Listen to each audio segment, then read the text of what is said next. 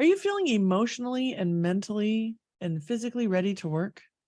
I bet the answer in one of those categories is no. I know for me, that's on a daily basis. I'm navigating all of that to figure out, am I bringing my best self to work? Well, get ready for today's episode on Ctrl Alt Delete, because I'm going to tell you, we're going to dive deep into that. And we're going to look at how can you be mentally, physically, emotionally ready for work and life. Because guess what? Life isn't separate from work. We all know this. We keep thinking we can separate them and we don't. So on Ctrl Alt Delete with Lisa Duerre, I have the pleasure of having Kim McLaughlin here today with us. Kim, welcome to the show. Thank you. I'm so excited to be here. So excited. Oh, we have been talking about this for a long time, friend, and here we are. We going back and forth. And so here is the day, and we have lots and lots to cover. This is the day. So tell me, how frequently are you hearing or seeing or feeling that people are just got it all together emotionally, mentally, physically, like just, I don't need this episode. I got it all covered. Does anybody need this episode today, Kim? I think I hear 0% of the time where people say, I got it all handled. Like nobody says that. Nobody Right. says that. And it's interesting to me, you'll look back on I'll listen to shows or read books and they'll say, it's the worst it's ever been. And it was, 2008. And I thought, darling, you don't know what you're talking about. Right. I look at the front of the book to go, well, what year was this? It's like, oh, you don't know what's coming. Yeah. I think that's such a good point, because one of the things I will just jump right in is that the world is not slowing down. It is not getting easier. The chaos continues. And for leaders in tech, what we know to be true is that they need to be able to really center themselves to be them best selves, not only to lead their business, but to really lead in their lives. So I'm just so happy you're here, because this is what you do for a living. This is what I do. I talk to people all the time about emotional, mental well-being. And it's something I don't think we can talk enough about. I don't think we talk about it because literally there's so much stigma about it, but we can't talk enough about it. We have not talked enough about it. Let me put it that way. Yeah. Well, for the leader who's like, listen, we have an EAP, HR has those programs, go get your own damn therapist. Don't bring this crap into my office. Right. What's the invitation today? Well, that's interesting that you say that, because in my other life, I'm a licensed marriage and family therapist. So like I hold therapy dear to my heart, and I have been the therapist from they send the EAP, they send people to, and the person that got in trouble, their performance improvement plan said, go see a therapist. Well, I've been that girl. And it's been interesting to work with people in that modality, because sure, I can help you with that thing at that time with that person, but like every single time, I promise you, Lisa, like it's a wide range problem than just that one person. Granted, I want to say, maybe I should just say from the start, is that if somebody's having an emotional breakdown, if they're feeling suicidal, severely depressed, can't get out of bed, don't know what to do, having serious emotional problems, please go see a therapist. Like I don't want to discount that, because there literally is a place for that. But when we go into work, into businesses, and think that's the way to solve a problem, is to send the one person who might be kind of out picturing the emotional confusion. You're not looking at the whole problem. So yes, if you are suffering, have mental health issues, please go to a therapist. We're good. We'll help you. But if that's what's showing up in your department, in your division, in your company, we got to have a different look. Yeah. In other words, if your only solution is send everyone to therapy, you probably have a systemic issue you're not looking at. Well, right? Isn't that interesting? But what happens is that we're, C-suite, division, leaders, supervisors, like that's the tool in your toolbox. The one tool, go use your PTO. Yep. Your hour, your once a week, and please go see a therapist. And like, then we check off the box. We check off the box that we've done what we're supposed to do. And yes, for some things that's appropriate, but I think for the majority, there needs to be a different look. I appreciate that. So I'm going to put a personal story here, and then Okay. we're going to take us to the bigger, right? So I'm a huge fan of therapy. I have been in therapy on and off my entire adult life. Mhm. When I burnt out, I built a team. A therapist was one, a nutritionist was another, somatic coach, right? Like personal trainer. I mean, I built a team for me to reboot back.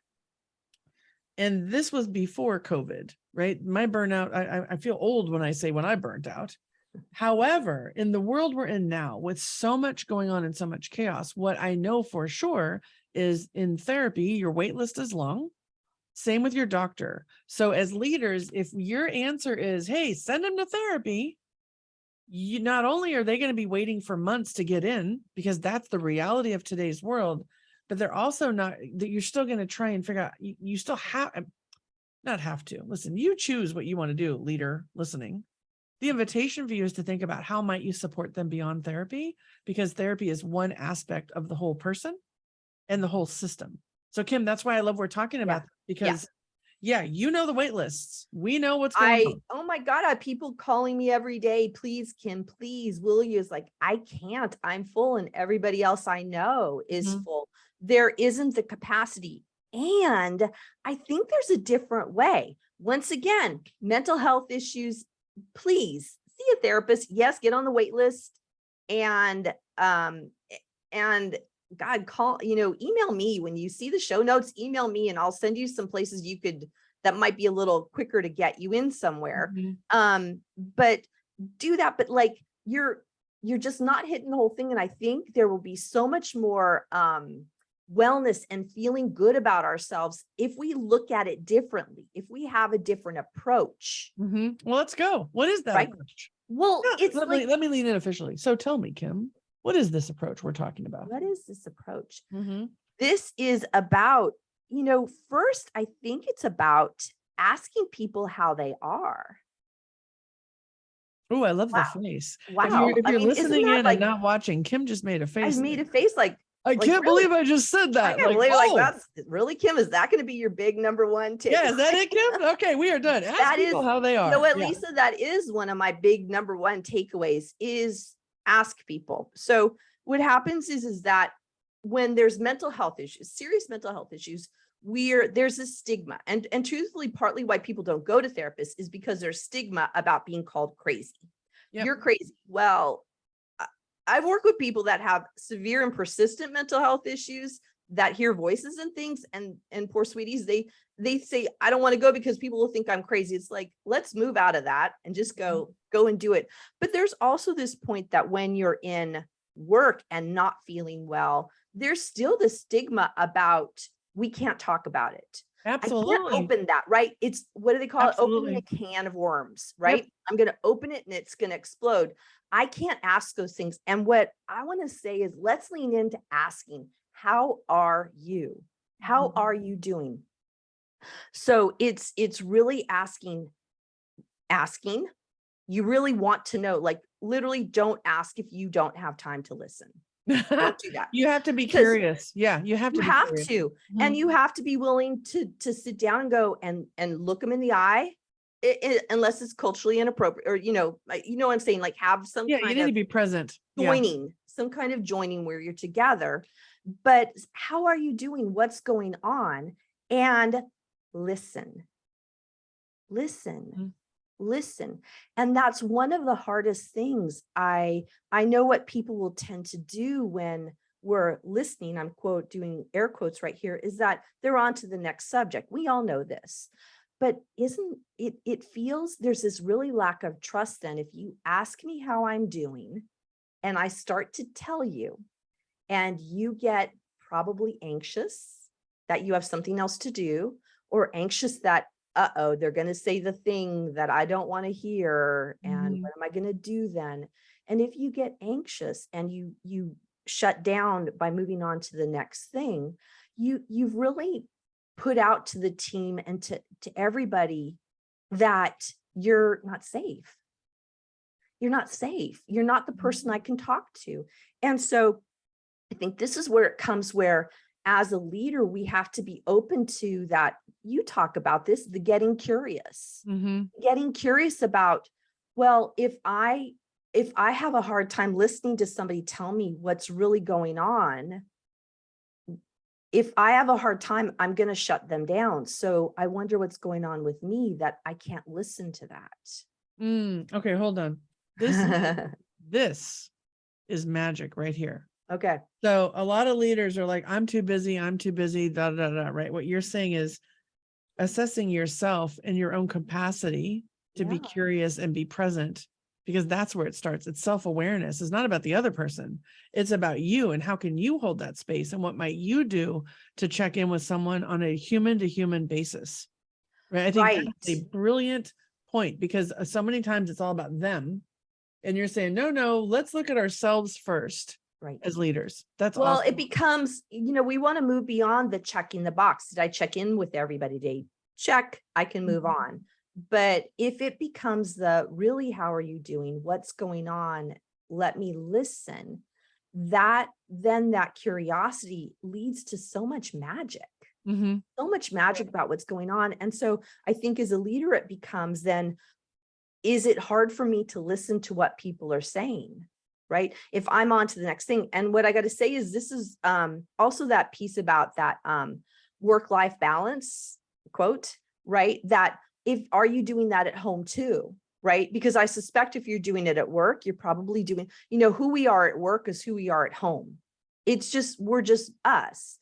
And so if you're getting feedback that you're not listening, then I would just be curious about what is that about? And let's start with if we're going to check in with somebody, be sure that you can listen to what they have to say. That doesn't mean, I have seen it where people will do the, trying to be the therapist or trying to be the supportive person. It's like, there's a point where, an hour later, we have to have a different conversation, right? It's not about going on for hours and hours. And I have seen that happen in workplaces where the leader will think, well, this means I have to solve their problem. If I'm listening to them, I have to make sure that it's all taken care of. And I'm not saying that, because that can't be your goal to take care of everything, but just being that listening ear can often be the thing.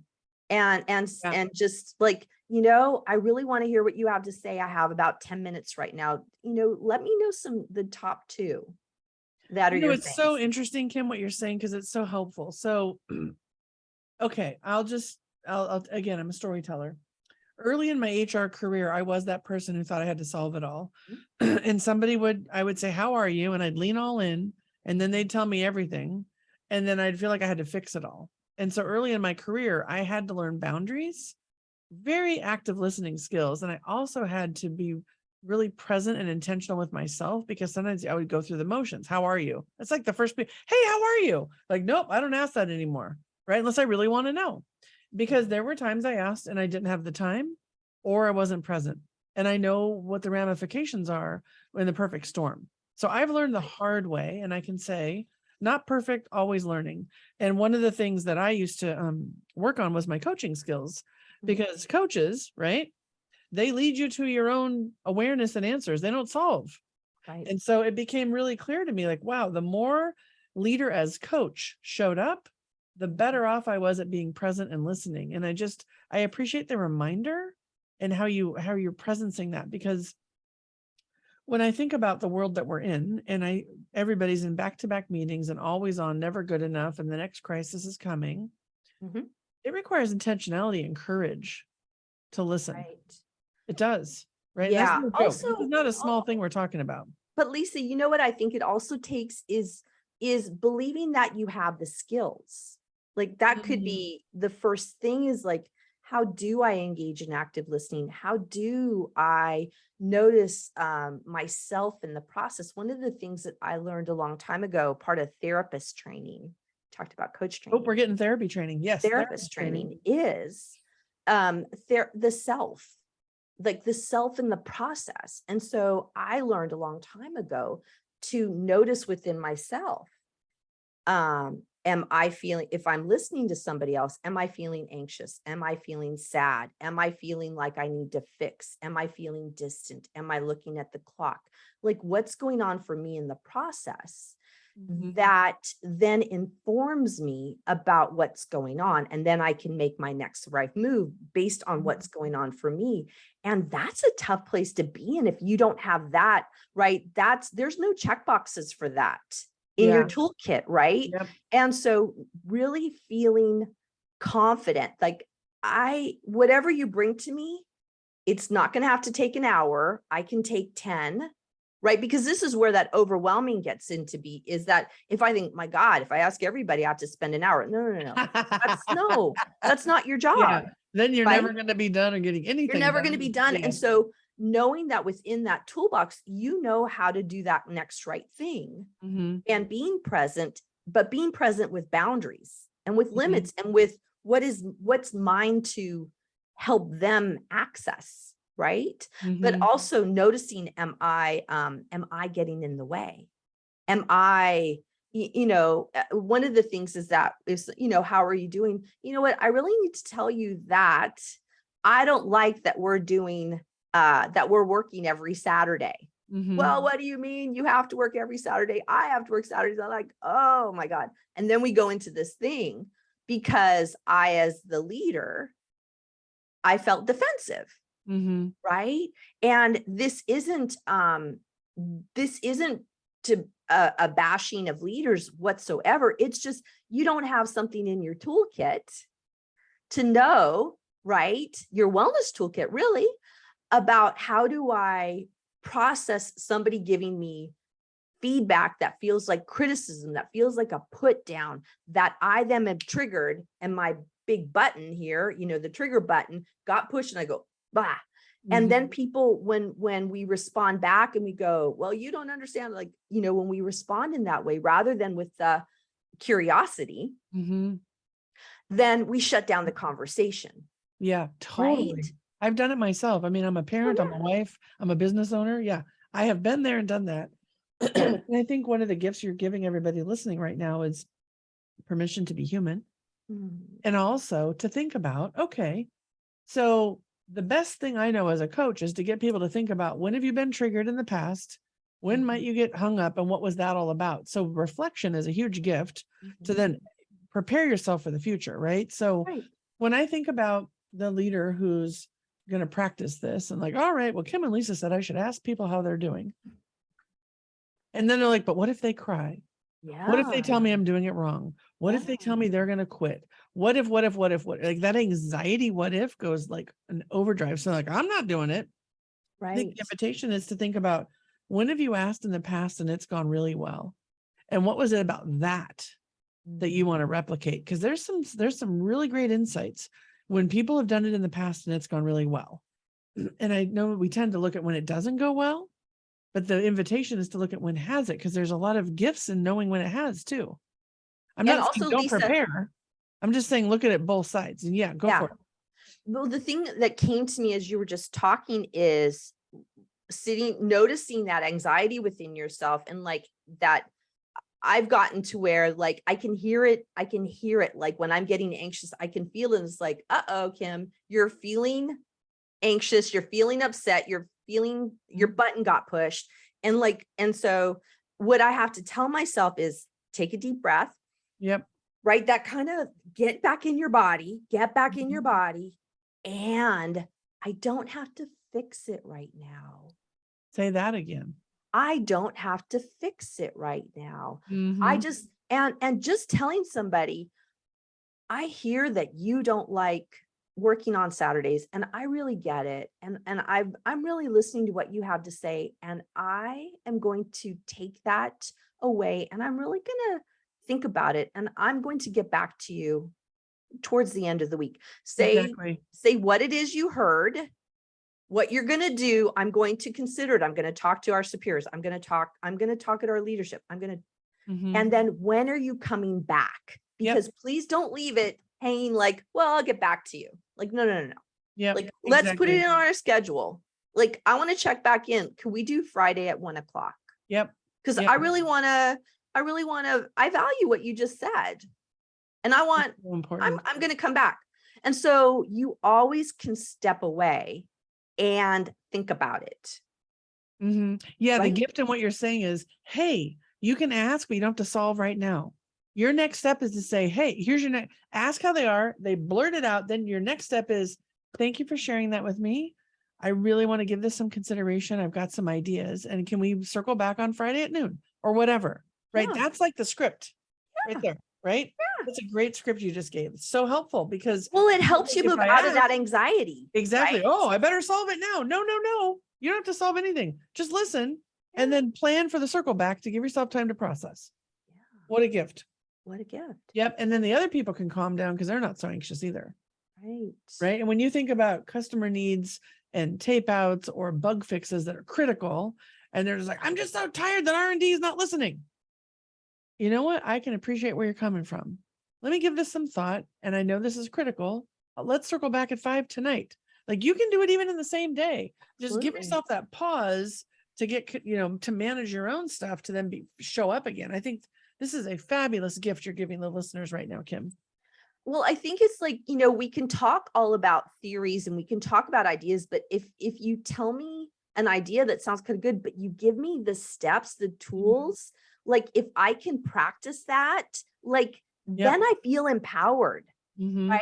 If somebody takes away from, I hope it's like, okay, so I feel that anxiety in my chest. I feel kind of, upset that like I'm being asked to do something and I'm overwhelmed, I'm overloaded. It's like put one more thing on my plate. one more thing on my plate. And it's like, yeah, I really hear what you're saying. There is a lot going on and I value what you just said.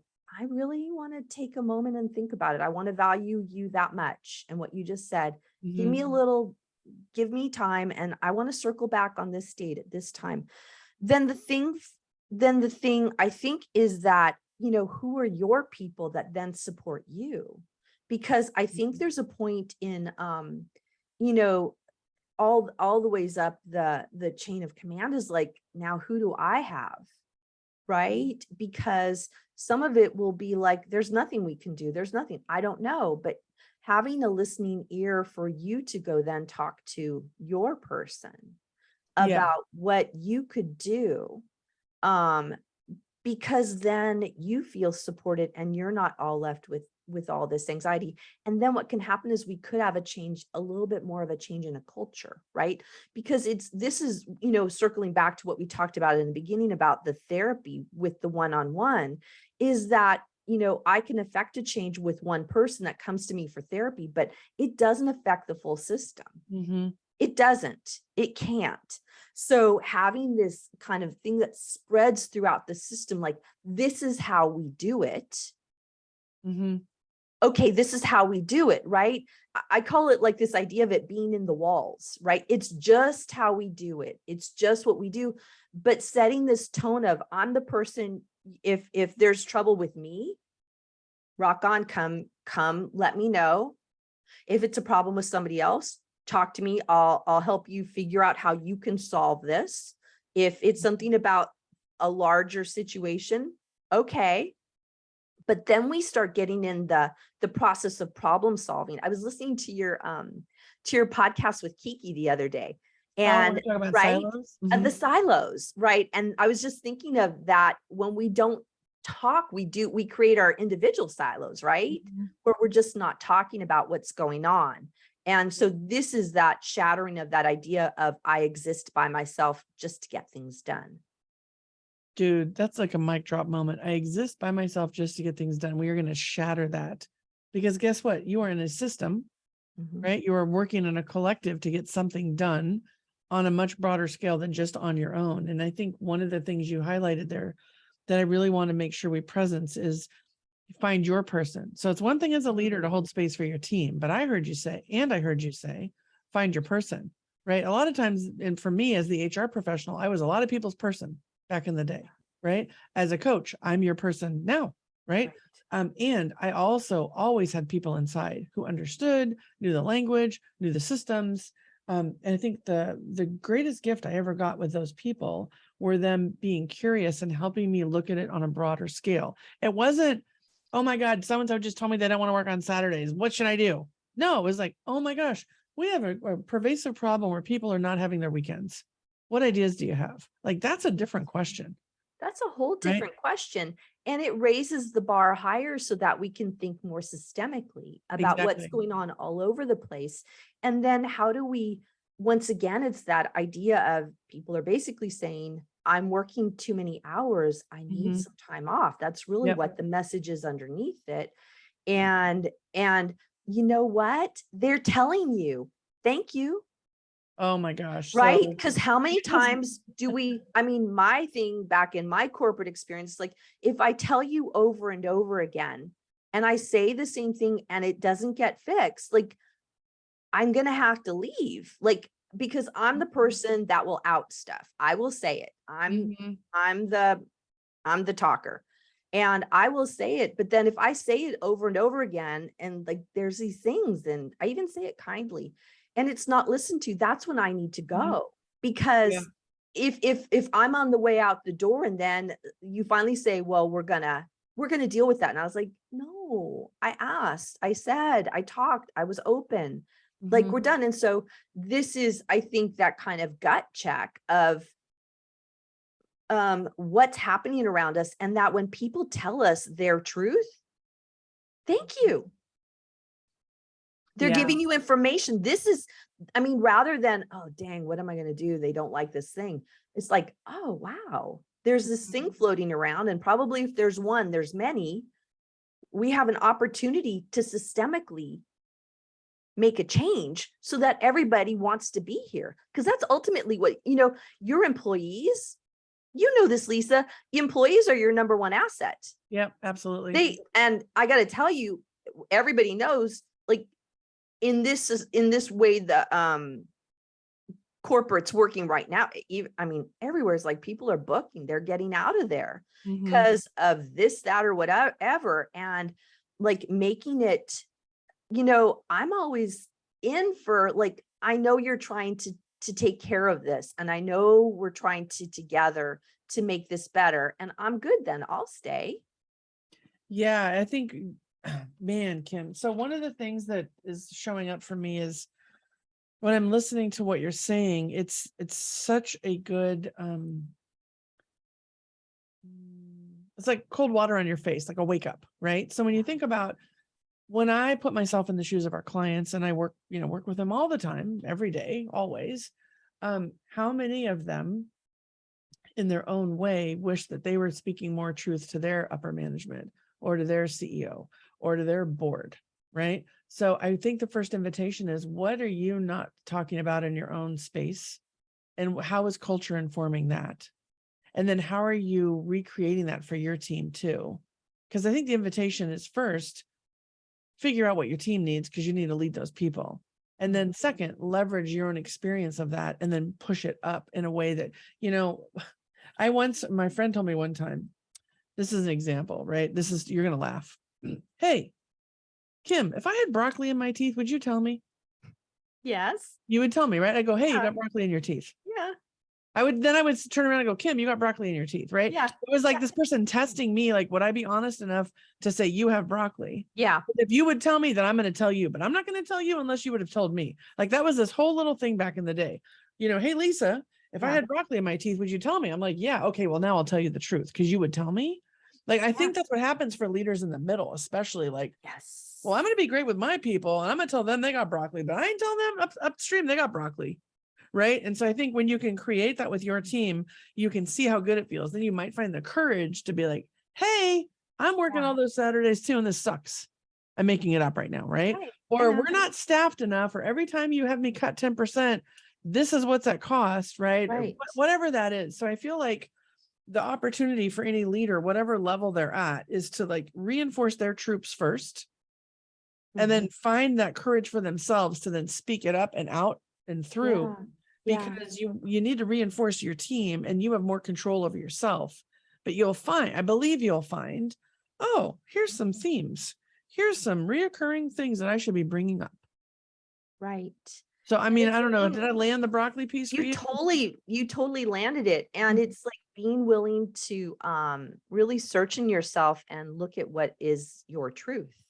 Mm-hmm. right? And it it becomes this opportunity that can you imagine working in a place where like you can tell the truth and you're honored for it, and sometimes you're told, that was, yeah, I hear that's your truth, and um or maybe we can lean into that or whatever, but then as long as I feel that you've heard me, that's a Huge. step in the right direction. To And feel what heard is the basic, right? Yeah. it is, but the person listening, it's like we have to be, as the person on the hierarchy has to be feel strong within themselves to hear other truth. Mhm. And Totally. also filter in like which is okay, which is the piece, which is the piece that I can move forward. But we have to have this kind of sense of self-esteem, self-worth, self-love, this piece within ourselves where we feel confident.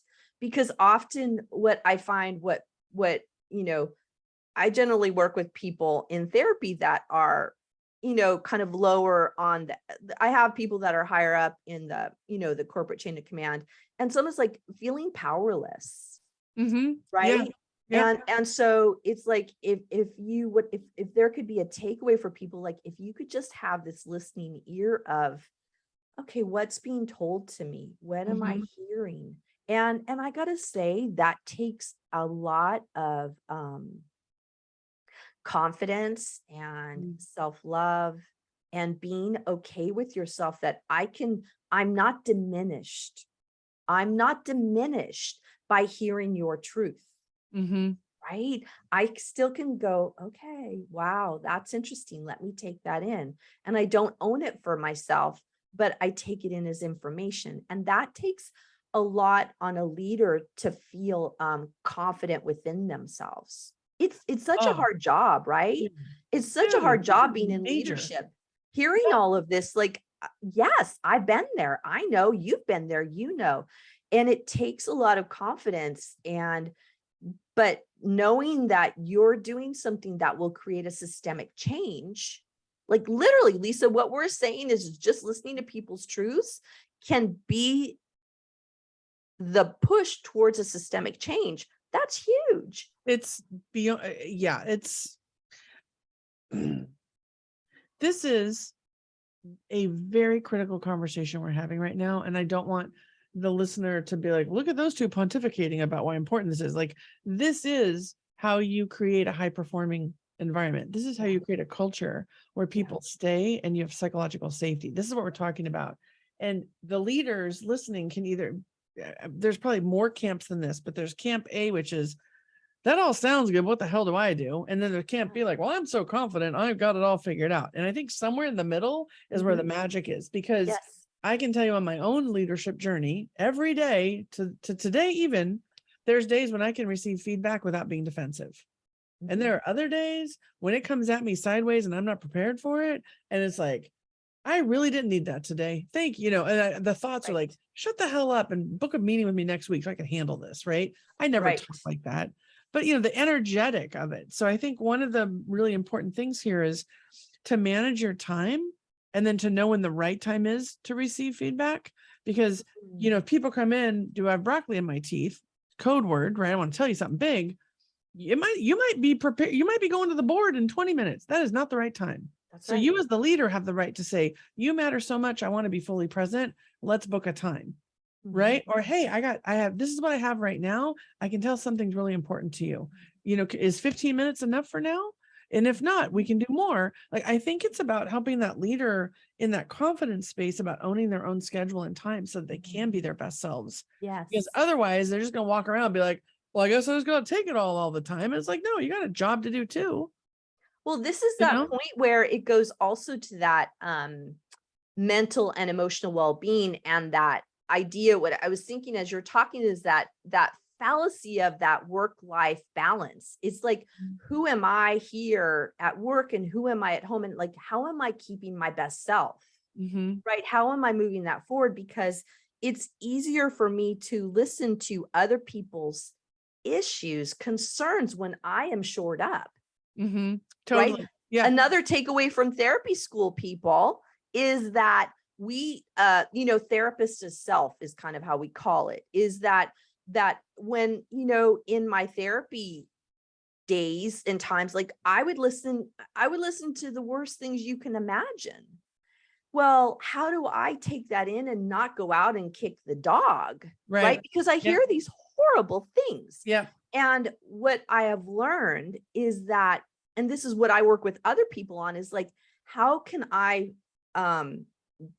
take care of myself? Because as a leader, I have to, I'm there for others, right? And Yeah. so I need Yes. myself, I need my well-being to be there. And so then if I'm being snippy and kind of,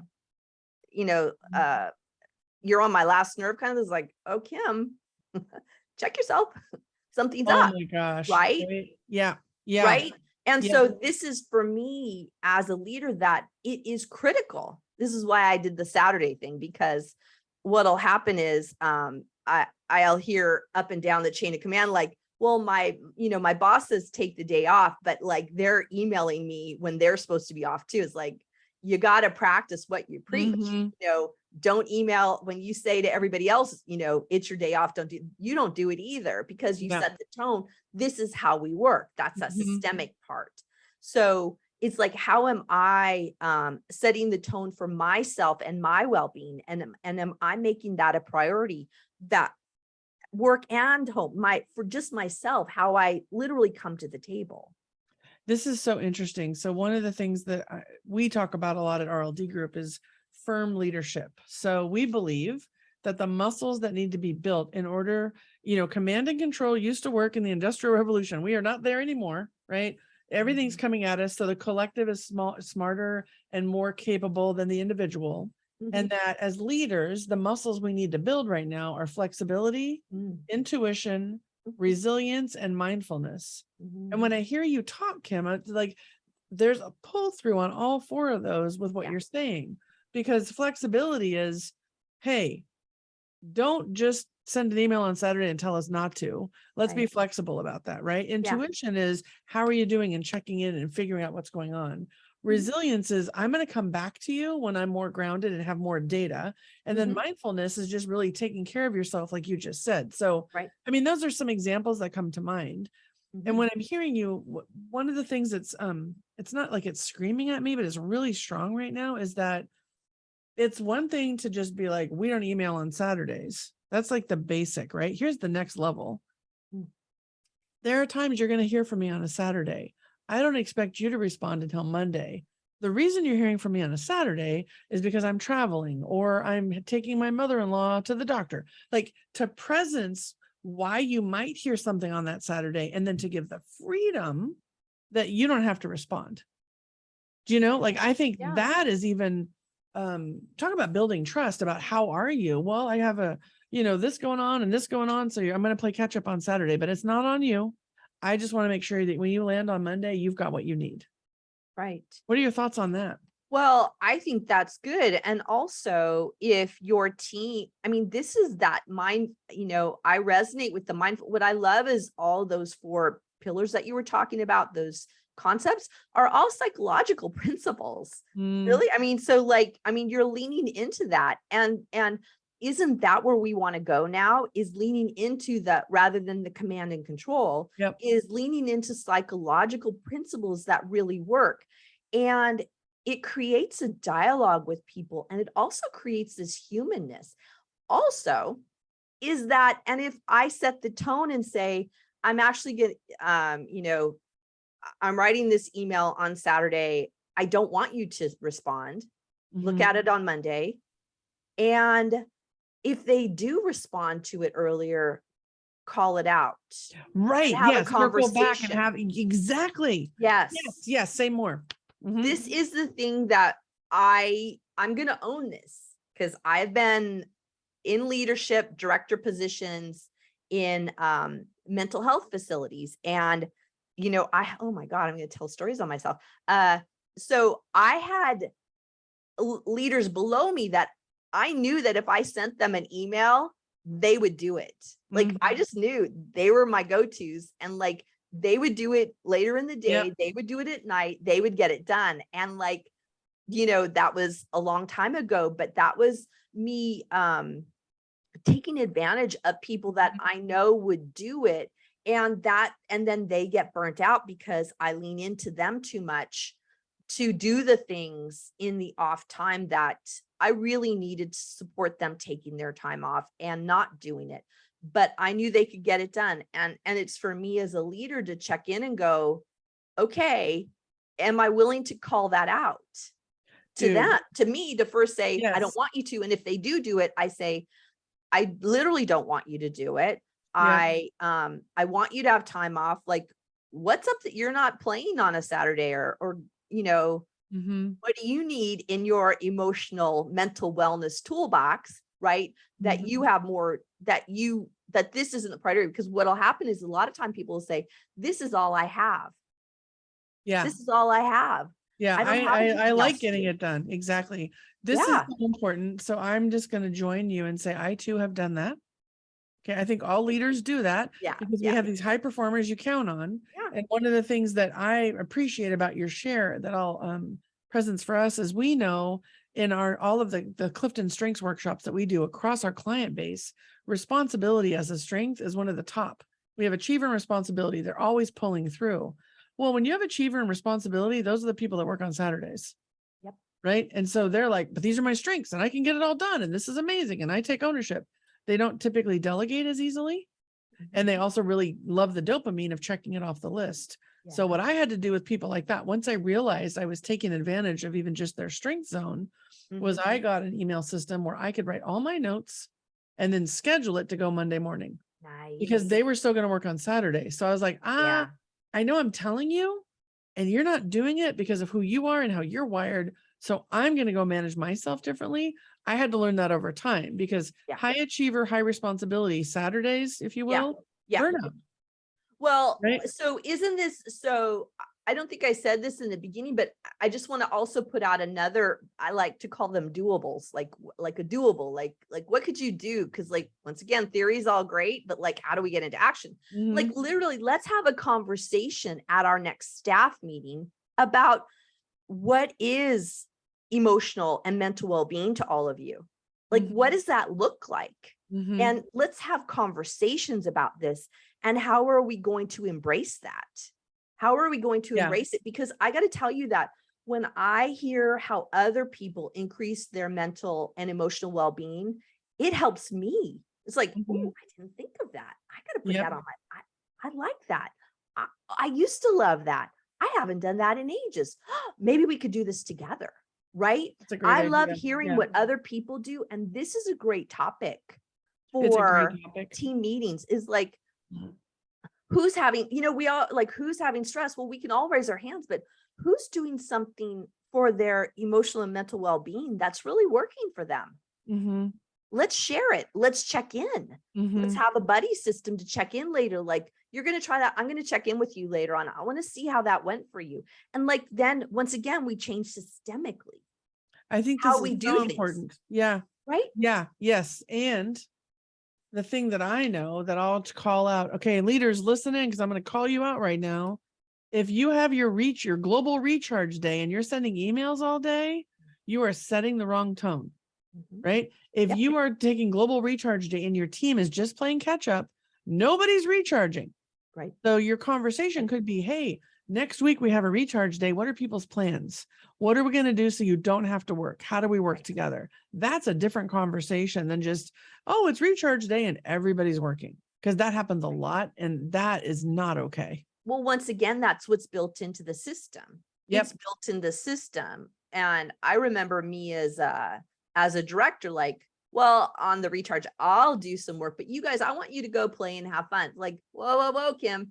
They follow what you do. Like when I'm not doing it, everybody else is not doing it. And then what'll happen is there will be some that do recharge and some that don't. And I got to say that the ones who did take their recharge day, what's up with them? Who do they, who do they think they are recharging, right? Yeah, they're not caught up. Why are they? They're not team players. There becomes this us and them, right? Yep. And gossiping and all the things that go on. And like, let's just check ourselves about how are we going to support that emotional and mental well-being, and like literally put it in action, systemically put it in action. Okay, so I'm writing myself a note because this is so good. So let me ask you this. Okay. We've talked about a lot. We've gone from like system level, individual level, how to have the conversation, when to call a therapist, what you can do at an organizational level. And I heard you use the word doables. So I think I would love to give some doables right now with everything we've said, and for that to inform what these doables that you'd like to share. What are your top 3 doables from this conversation for the listener today? Okay. So one is what we just talked about, literally as a leadership, and I'm talking C-suite all the way to all the ground floor level people, also board meetings people. Like I got to say, we could have a whole conversation about all this, about boards, and how boards interact, and how are we doing this on the board level. So that can even be, and actually I've been on boards where we do this together. Okay. So, and I got to say, it was transformative for the board.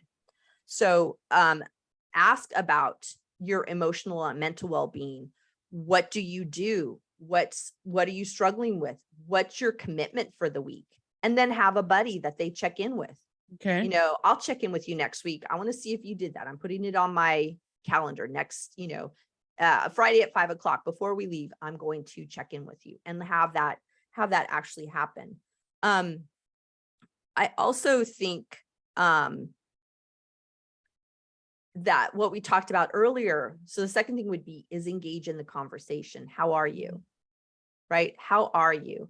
And have that conversation with people to find out, get the pulse on what's going on. And I know it's going to feel scary, because I know they're going to complain about this. I know they're going to complain about that.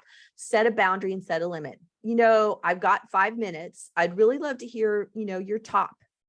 Yeah. One sentence. What's going on? Right? Give me the one thing that likes the thing, because it'll go on for ages. Like, I just want the top, like, really, I'm serious. Like, give me the top thing. I can't work on everything, but like, let me hear the top thing and do that. And then the third thing would be, is that idea that we talked about earlier, is as a leader, how do I check in on myself? How am I in the process of my own emotional and mental well-being? Like, how am I recharging myself? How am I setting the tone for myself? Because it becomes where our identity is just as the CEO, the division director, the leader. We're in all of these. That's who I am. And I remember how powerful that was, right? Who am I if I'm not that? Yep. Who am I if I'm not that CEO, division director, whatever it is, right?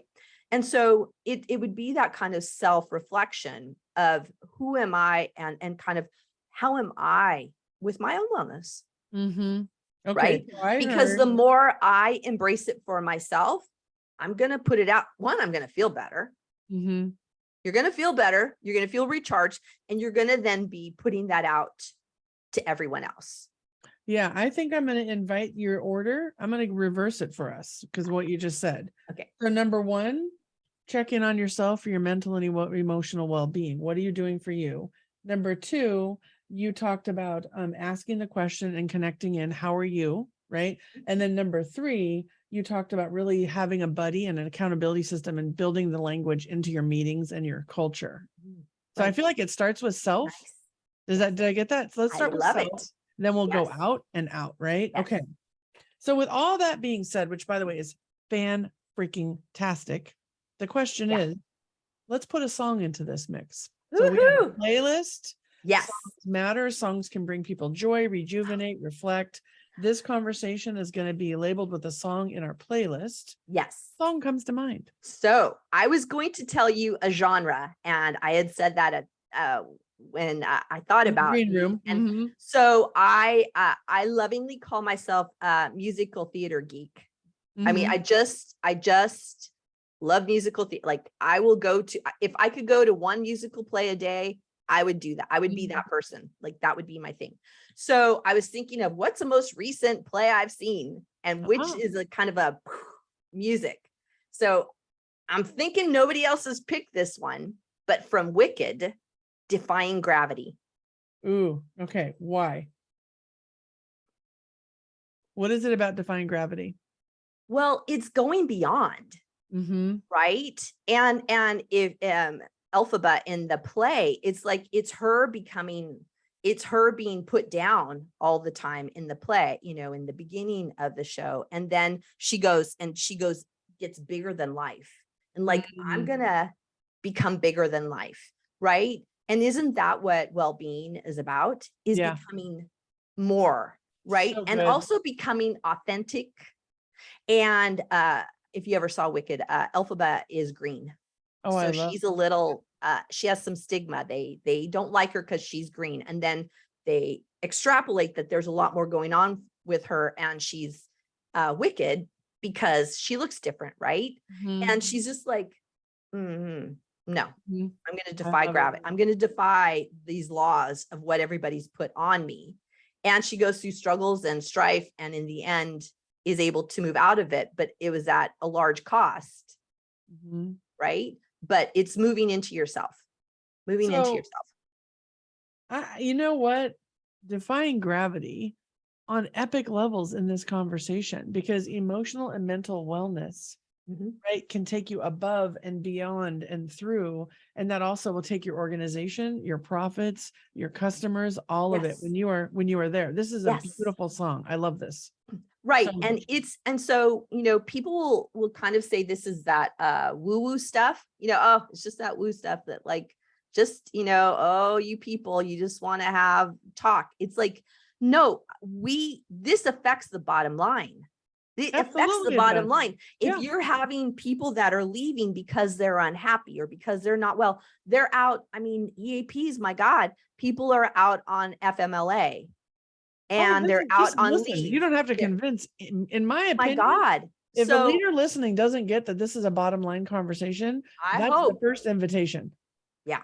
right? Because your people matter and you Mhm. need them engaged in Mhm. order to make your profits. So That's right. listen, people are at the heart of tech, right? And people need to Yes. feel seen, heard, and valued. That's this Mhm. whole conversation. Mhm. So 1,000,000% Absolutely. exclamation point. Yes, ma'am. Yeah. All right. So earlier on, you had said, hey, if you need help, email me. Like, I Yeah. love that you offered that up, but let's make sure people can find you in general.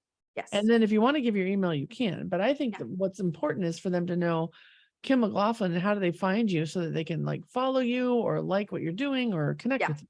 Where do Well, you you can find me on LinkedIn, Kim McLaughlin on LinkedIn. Okay. You also can find me on my website at feedyoursoulconsulting.com.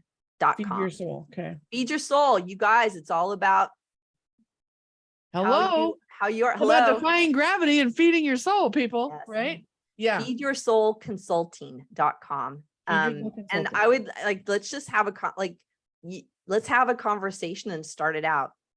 I Right? love it. Yeah. Yeah. You know what I really appreciate so much? I mean, there's a lot here, but fundamentally the pull through here is you taking your therapy and psychology background and overlaying it onto business, Yeah. all with a pull through about just the human experience and how to bring out the best in ourselves and each other. And that's what Rebooting Leadership Drive is about. And I'm really grateful for you spending your time here today, Kim. And for everybody listening, please like and subscribe, share this message, share this episode, let people know, do the doables, right? And then watch the magic unfold, because that's where it's at. Yeah.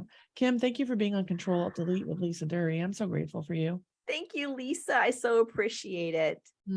Great. Well, everybody, until next time, share this episode, do your doables, and make it a great day. Thank you.